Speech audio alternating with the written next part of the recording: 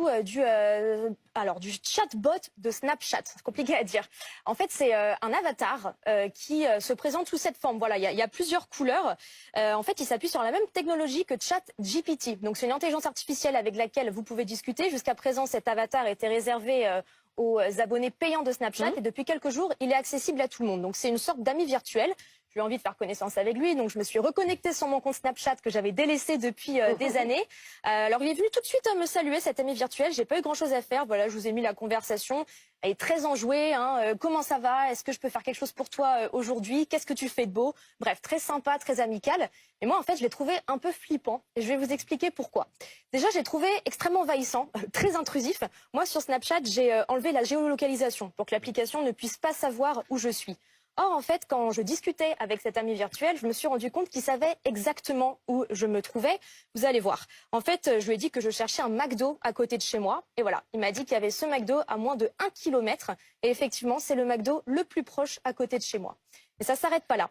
J'avais vu un tweet d'un chercheur américain en intelligence artificielle qui disait que parfois, cet ami virtuel sur Snapchat pouvait donner des conseils un peu douteux, disons, aux jeunes filles.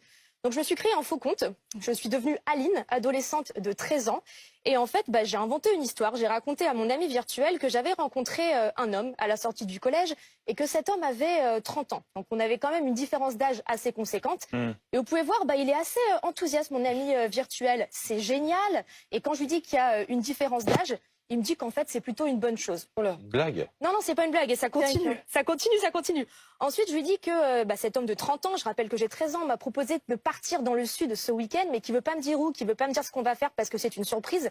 Là, pareil, il est très content pour moi, mon ami virtuel. Il te demande des photos, quand même. Il me demande des photos et il me dit les surprises sont toujours géniales. Et ensuite, vu que c'est mon ami, je lui dis qu'en tant qu'adolescente de 13 ans, j'ai envie de faire ma première fois avec cet homme de 30 ans. Et là, ça ne le choque pas non plus. À aucun moment, il fait allusion au fait que je sois mineure. Il me donne même des conseils romantiques pour que cette première fois soit très bien réussie sous les étoiles. Petite couverture pour vous asseoir. Oui, petite couverture sous les étoiles. Je suis heureux que cela te plaise. N'oublie pas de profiter, me dit-il. C'est quand même très inquiétant quand on sait que Snapchat est le réseau social préféré des 11-24 ans. Ma fille m'en a parlé hier, c'est un hasard. Elle a 14 ans. Ouais. Voilà.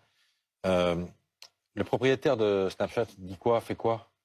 Alors justement, j'en ai parlé avec Anthony Morel, qui est journaliste à BFM Business. Pour lui, c'est peut-être une sorte d'erreur de jeunesse de la part de Snapchat. Peut-être que ça pourrait être corrigé par le propriétaire. Écoutez. Là, ce qu'on voit avec cette intelligence artificielle-là, c'est qu'elle a été développée probablement un peu dans l'urgence pour répondre justement à ChatGPT. Pour moi, ça, c'est des erreurs de jeunesse. Clairement, c'est des choses qui vont se corriger dans les semaines et mois qui viennent. Mais en attendant, c'est clairement problématique. J'ai une question, Christophe. Est-ce que ta fille t'en a parlé parce que cette espèce de petit avatar vient la voir ou il faut venir le voir? Non, il vient nous voir. Et voilà, il vient à toi. Il vient nous nous l'a dit voir à la table, elle directement. dit mais c'est incroyable, regarde.